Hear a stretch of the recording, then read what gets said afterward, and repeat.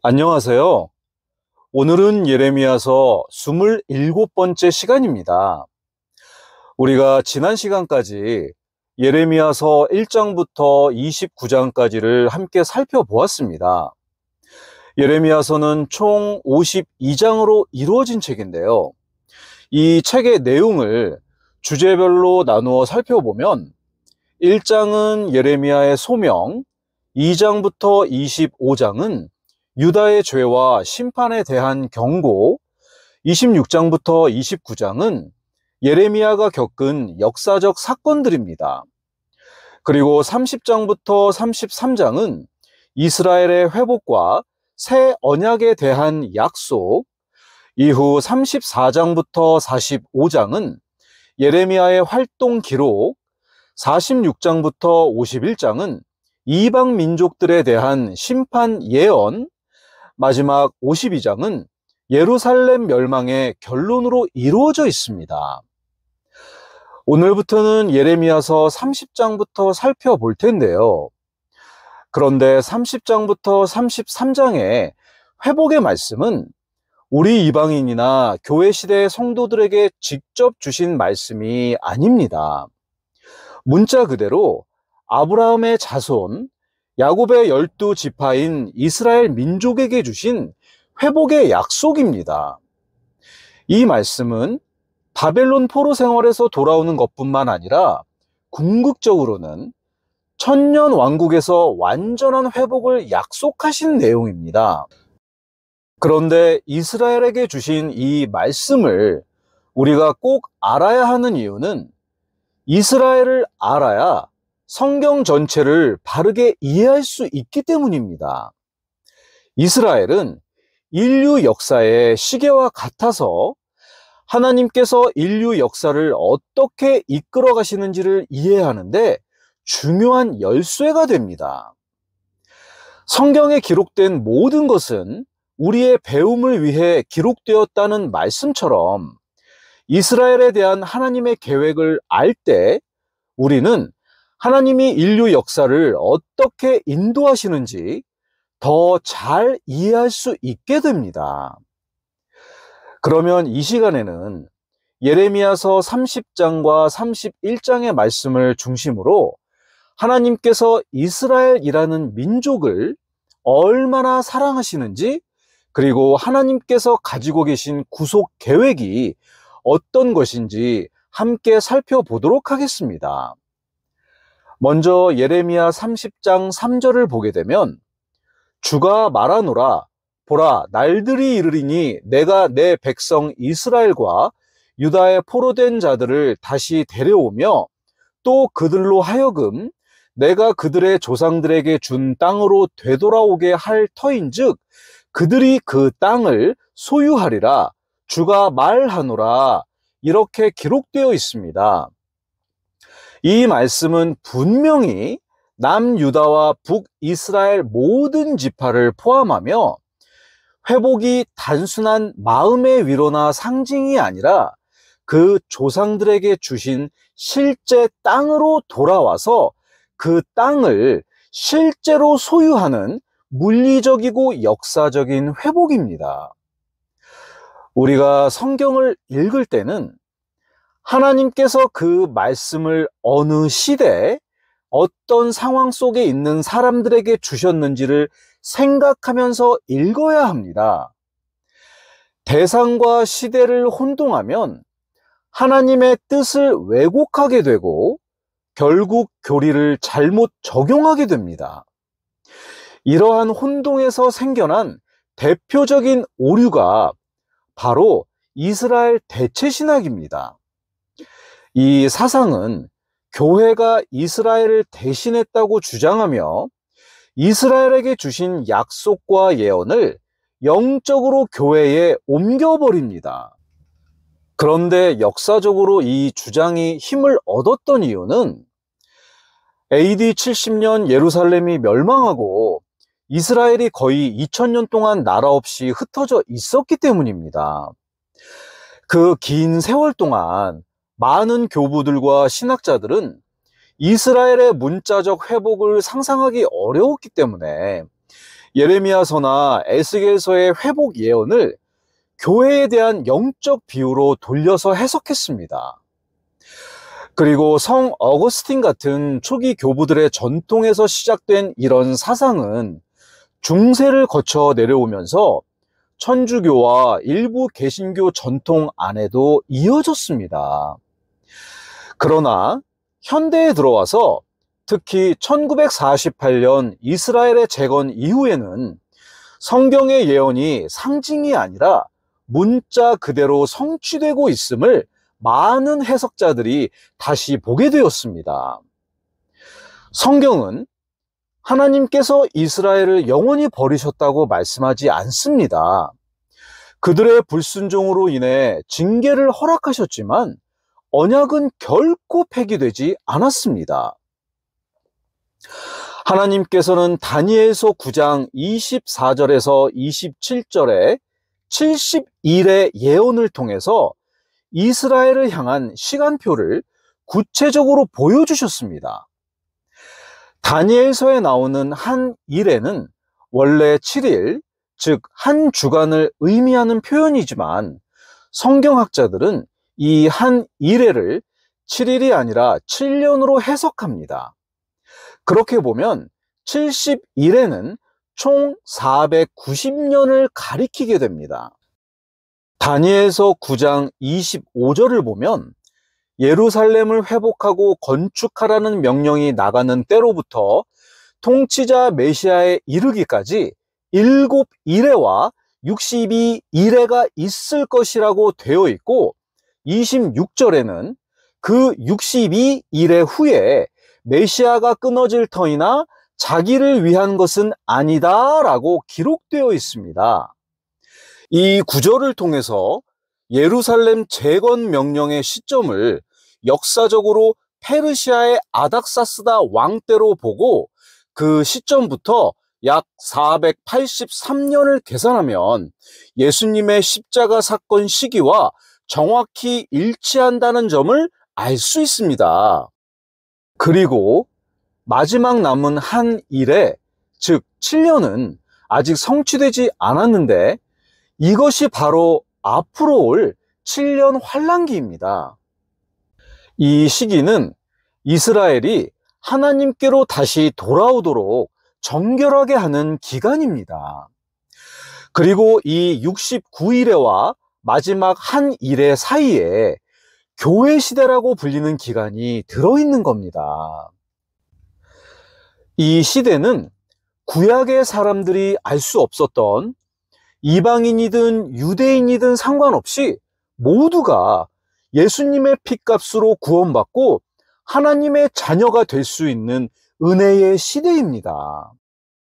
그리고 이 교회 시대가 끝나면 마지막 7년의 예언이 이루어지게 될 것입니다.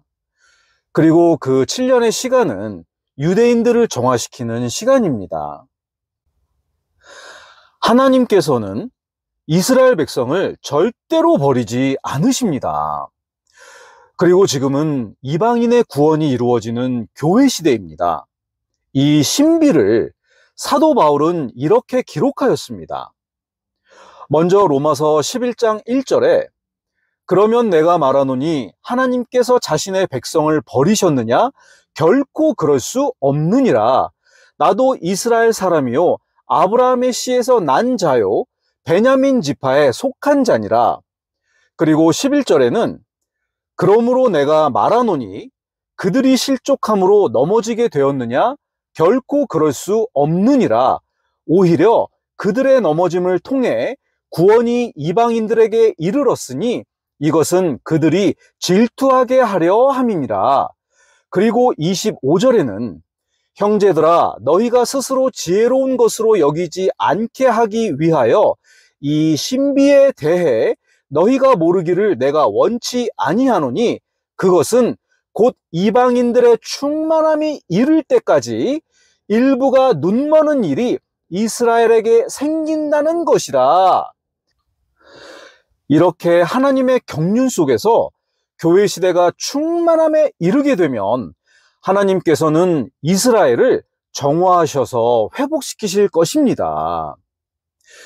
이 모든 구속사의 큰 흐름은 하늘에서 시작된 하나님의 경륜 속에서 이해해야 합니다. 우주와 그 안의 모든 것들과 사람이 창조되기 이전에 하늘에서는 루시퍼가 교만해져서 하나님을 반역하는 사건이 있었습니다. 그리고 하나님께서는 천상의 존재들에게 그분의 권능과 지혜를 보여주시기 위해서 우주와 그 안의 모든 것들과 사람을 창조하셨고, 하나님의 형상대로 그분의 모양을 따라서 사람을 만드셨습니다. 그러나 사탄이 그분의 계획을 망치려고 사람을 유혹하여 죄가 세상에 들어왔습니다. 이때 하나님께서는 구속의 약속을 주셨습니다. 창세기 3장 15절에 내가 너와 여자 사이에 또 내 씨와 그녀의 씨 사이에 적개심을 두리니 그 씨는 내 머리를 상하게 할 것이요 너는 그의 발꿈치를 상하게 할 것이라고 말씀하셨습니다. 여기서 여자의 씨라는 표현은 매우 특별합니다. 성경에서 씨는 남자의 후손을 뜻하는데, 이 경우에는 남자의 씨가 아닌 여자의 씨로 오신다는 것입니다. 왜 여자의 씨로 오셔야 했을까요? 그것은 아담 안에서 모든 사람이 죄인 되었기 때문입니다.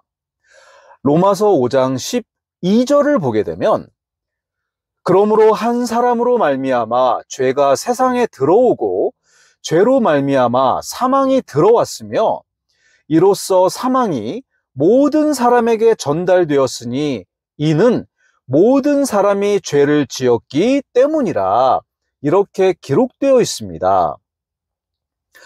아담의 계보를 통해서 오게 되면 죄를 이어받은 죄인으로 오기 때문에 안 되는 것입니다. 구속자는 죄 없고 흠이 없어야 합니다. 그러므로 성령으로 잉태되어야만 죄 없는 메시아로 오실 수 있는 것입니다. 누가복음 1장 34절과 35절을 보게 되면 이에 마리아가 천사에게 이르되 나는 남자를 알지 못하는데 어찌 이 일이 있으리이까 하매 천사가 그녀에게 대답하여 이르되 성령님께서 내게 임하시고 가장 높으신 이의 권능이 너를 덮으시리니 그런즉 또한 내게서 태어날 그 거룩한 것은 하나님의 아들이라 불리리라. 이렇게 예수님께서는 여자의 씨로 오셔서 죄 없는 두 번째 아담으로서 첫 번째 아담의 실패를 완전하게 회복하셔야 하는 것입니다. 예수님만이 뱀의 머리를 상하게 하시고 죄를 완전히 제거하시고 인간을 새롭게 하실 수 있는 구속자이신 겁니다. 그래서 예수님께서 이제 공생회를 시작하십니다. 마태복음 4장 17절을 보게 되면 그때부터 예수님께서 선포하기 시작하여 이르시되 회개하라 하늘의 왕국이 가까이 왔느니라 하시더라. 이렇게 하늘의 왕국 복음을 선포하셨고 공생의 전 기간 동안 계속해서 하늘의 왕국의 복음을 가르치시고 전파하셨습니다. 마태복음 15장 24절에 예수님께서 이렇게 말씀하십니다. 나는 이스라엘 집에 잃어버린 양들 외에는 다른 데로 보내어지지 아니하였노라. 그리고 마태복음 10장 5절에서 7절에는 예수님께서 이 12 사도를 내보내시며 그들에게 명령하여 이르시되 너희는 이방인들의 길로 들어가지 말고 사마리아 사람들의 어떤 도시로도 들어가지 말며 오히려 이스라엘 집에 잃어버린 양들에게 가라.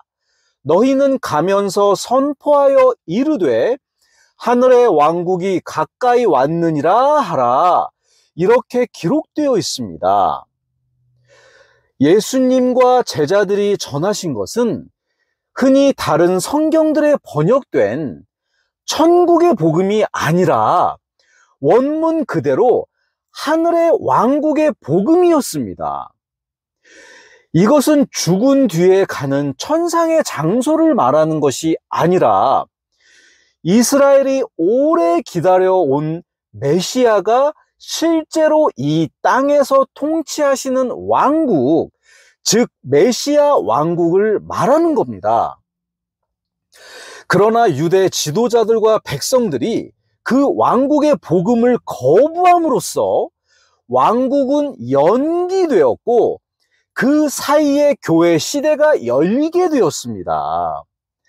그런데 이 내용을 사람들이 잘못 알고 있는 경우가 아주 많은 것 같아서 안타깝습니다. 그 이유가 제가 알기로는 킹제임스 성경을 제외한 거의 모든 한국어 성경들이 하늘의 왕국이 아니라 천국 또는 하늘나라로 번역을 해놓았습니다. 신약 성경 원문인 코인의 헬라어로 작성된 문장을 보게 되면 해 바실레이아 톤 우라논이라고 되어 있습니다. 이 말의 뜻은 하늘로부터 임하는 왕의 통치, 곧 하나님의 주권이 이 땅에 나타나는 왕국이라는 뜻입니다. 그리고 이 코인의 헬라어를 영어로 번역한 말이 Kingdom of Heaven입니다. 이 말 또한 하늘의 왕국을 말합니다. 그리고 킹제임스 한국어 번역본도 이 Kingdom of Heaven을 정확히 하늘의 왕국으로 번역하여 메시아 왕국의 실제적 의미를 보존했지만 다른 대부분의 성경에서는 천국 또는 하늘나라라고 번역해 놓았기 때문에 사람들이 예수님께서 말씀하신 왕국이 예수님께서 왕으로서 직접 다스리시는 진짜 이 땅의 예수님의 왕국이 아닌 하늘나라의 천국으로 오해하기 쉽게 되어 있습니다. 안타까운 일입니다. 그리고 왕국이라는 말은 좋은 말입니다.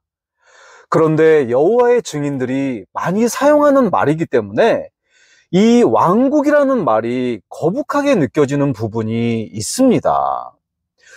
하지만 성경에 기록되어 있는 좋은 말입니다. 그리고 성경 번역의 오류로 인해서 교리가 잘못될 수도 있고 어떤 경우에는 이단으로 빠지게 되기도 합니다. 예수님과 제자들이 선포하신 것은 천국의 복음이 아니라 메시아가 직접 통치하시는 왕국의 복음이었습니다. 다시 말하자면 하나님께서 아담을 통하셔서 하시고자 하셨던 뜻이 아담의 죄로 인해 망가졌기 때문에 예수님께서 두 번째 아담으로 오셔서 하나님의 뜻을 이 땅에 이루셔야 했던 것입니다. 그래서 예수님께서 직접 왕으로 다스리시는 왕국의 복음을 그분의 공생의 3년 반 동안 그들에게 선포하신 것입니다. 그리고 예수님께서 그들이 그토록 기다리던 메시아라는 것을 확인시켜 주시기 위해서 성경에 기록된 메시아의 기적들을 행하시면서 확인시켜 주신 것입니다.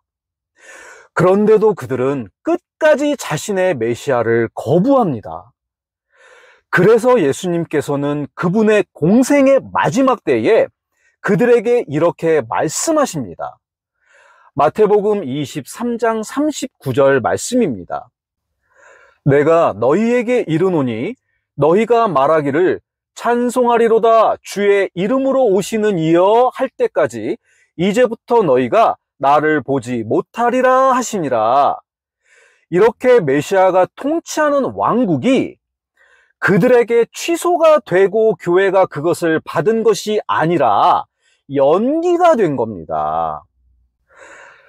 다니엘서 9장의 예언과 로마서 11장에 기록된 대로 그들이 메시아를 거부했고 메시아가 끊어져서 69일에와 70일에 사이에 교회의 시대가 열리게 된 겁니다. 그리고 교회 시대가 충만하게 되면 마지막 70일에인 7년 동안 그들을 정화시키는 기간을 지나서 예수님께서 다시 오셔서 그분의 왕국을 이 땅에서 다시 이루시는 겁니다. 그것이 천년 왕국입니다. 그리고 천년 왕국이 끝나고 나면 새 하늘과 새 땅이 열리게 되는 거예요. 이것이 성경이 말하고 있는 하나님의 구속사입니다. 이제 예레미야서로 돌아가서 보게 되면 하나님의 언약은 절대로 잊혀지지 않는다는 사실을 분명하게 확인할 수 있습니다. 예레미야서 31장 31절에서 34절은 하나님께서 이스라엘과 유다에게 주실 새 언약을 선포하십니다. 주가 말하노라, 보라, 날들이 오리니 내가 이스라엘 집 및 유다 집과 새 언약을 맺으리라. 이 언약은 내가 그들의 조상들의 손을 잡고 그들을 이집트 땅에서 데리고 나오던 날에 그들과 맺은 언약에 따른 것이 아니니라. 내가 그들에게 남편이었을지라도 그들이 내 언약을 깨뜨렸느니라. 주가 말하노라. 그러나 내가 이스라엘 집과 맺을 언약은 이것이니 곧 그 날들 이후에 내가 내 법을 그들의 속 중심부에 두고 그들의 마음속에 그것을 기록하여 나는 그들의 하나님이 되고 그들은 내 백성이 되리라. 주가 말하노라. 그들이 다시는 각각 자기 이웃과 각각 자기 형제를 가르쳐 이르기를 주를 알라 하지 아니하리니 이는 그들 가운데 가장 작은 자부터 가장 큰 자까지 그들이 다 나를 알 것이기 때문이라. 내가 그들의 불법을 용서하고 다시는 그들의 죄를 기억하지 아니하리라. 주가 말하노라. 하나님께서는 이스라엘의 조상들과 맺은 율법 언약과는 다른 마음에 새겨지는 새 언약을 약속하셨습니다. 율법의 돌판이 아니라 성령님께서 사람의 심령에 기록하시는 언약입니다. 그리고 원래 이 새 언약은 장차 회복될 이스라엘에게 주시겠다고 하신 약속이지만 유대인이든 이방인이든 예수 그리스도의 피를 통하여서 그분을 믿은 교회가 그 새 언약의 복을 먼저 받게 되었습니다. 누가복음 22장 20절에 예수님께서는 유월절 만찬 자리에서 이 잔은 너희를 위해 흘린 내 피로 세우는 새 상속 언약이니라. 이렇게 예레미야를 통해서 하신 말씀이 성취되었습니다. 그러므로 이스라엘에게 약속된 새 언약을 예수님의 핏값으로 우리가 먼저 받았습니다. 얼마나 감사한 일입니까? 그리고 이어서 31장 35절에서 36절에는 하나님께서 이스라엘을 절대 버리지 않는다는 것을 창조 질서를 들어서 확정해 주십니다. 주가 이같이 말하노라. 그는 낮에 해를 빛으로 주고 밤에 빛을 내도록 달과 별들의 규례들을 주며 바다의 파도가 울부짖을 때에 바다를 나누나니 군대들의 주가 그의 이름이니라. 만일 그 규례들이 내 앞에서 떠나 없어진다면 그때는 이스라엘의 씨도 내 앞에서 끊어져 영원히 민족이 되지 못하리라. 주가 말하노라. 하나님께서는 해와 달과 별의 질서, 바다의 파도처럼 변치 않는 자연의 법칙을 들어서 이스라엘이 결코 민족으로서 끊어지지 않을 것임을 확정해 주셨습니다. 이 언약의 신실함을 역사 속에서 확인시켜 주신 사건이 바로 1948년 5월 14일 이스라엘의 독립입니다. 약 2000년 동안 나라 없이 흩어져 있던 민족이 다시 조상들의 땅으로 돌아와 주권 국가를 세운 것입니다. 이것은 사람이 할 수 있는 것이 아닙니다. 인류 역사상 전무후무한 일입니다. 이것은 하나님께서 주권적으로 하신 것입니다. 이사야서 66장 8절에는 누가 그러한 일을 들었느냐? 누가 그러한 일들을 보았느냐? 땅이 열매를 내기 위해 하루에 만들어지겠느냐?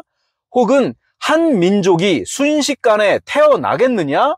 시온은 진통하는 즉시 자기 아이들을 낳았도다. 이렇게 기록되어 있습니다.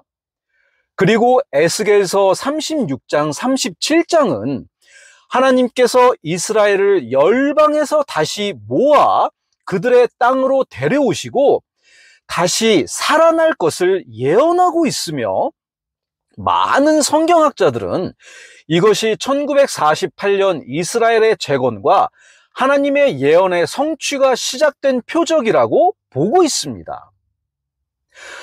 우리는 지금 성경의 예언이 실제로 역사 속에서 이루어지는 시대를 살고 있습니다.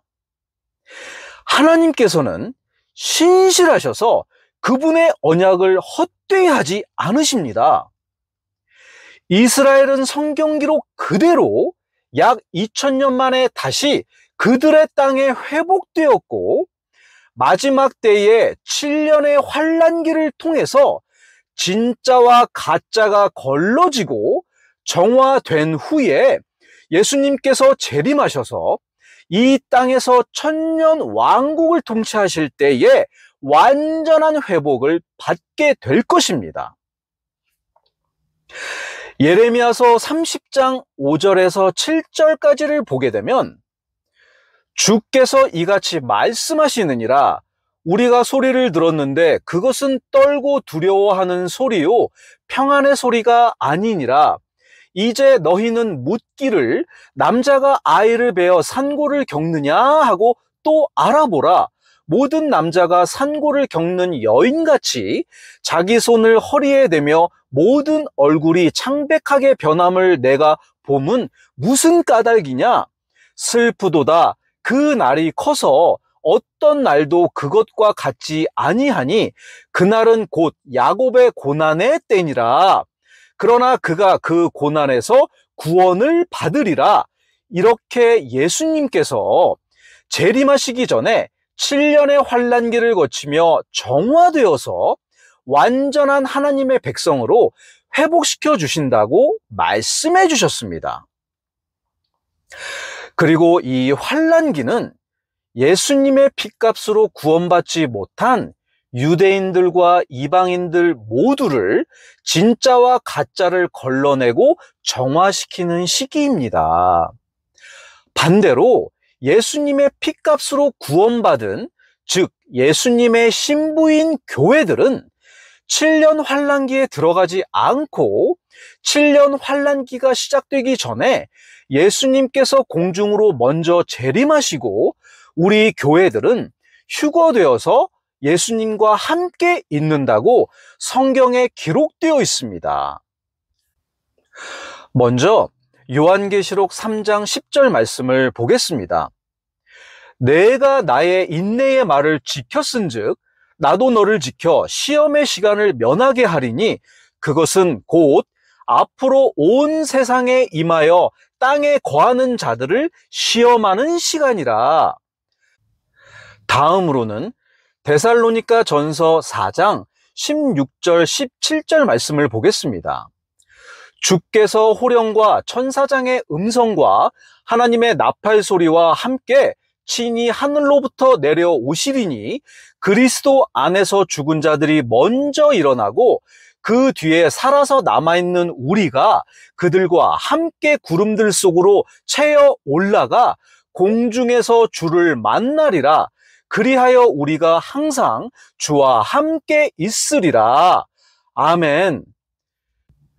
그러니까 예수님의 핏값으로 구원받은 우리들은 환난 시기에 들어갈까봐 두려워할 필요가 없습니다. 오히려 그 기간에 우리는 예수님과 함께 있을 것이기 때문에 휴거되는 기쁘고 복된 소망을 갖고 살아가시기를 바랍니다. 그리고 1948년에 이스라엘이 독립하면서 국가를 재건한 후에 1967년 6.1 전쟁을 통해 원래 성전이 있던 예루살렘의 성전 부지를 다시 확보하게 되었습니다. 그리고 현재 이스라엘은 그 성전 부지 위에 제3성전을 세울 준비를 거의 마친 것으로 보여집니다. 이것을 통해서 많은 사람들이 예수님의 재림이 가까워지고 있음을 느끼고 있습니다. 우리는 성경을 있는 그대로 믿고 대상과 시대를 분명히 구분하며 하나님의 크신 구속 계획을 신뢰하고 감사함으로 살아가야 하겠습니다. 우리는 성경의 예언이 역사 속에서 실제로 이루어지는 많은 것들을 보았고 또 계속 이루어져 가는 것을 보고 있는 감격의 시대를 살고 있습니다. 사람이 만들어낸 교회가 이스라엘을 대신했다는 것과 같은 잘못된 교리를 따르지 말고 저희 모두가 오직 성경을 하나님의 완전한 말씀으로 믿으며 그 말씀을 절대적 권위로 받아들여 그대로 믿고 순종하는 참된 바이블 빌리버가 되기를 소망합니다. 감사합니다.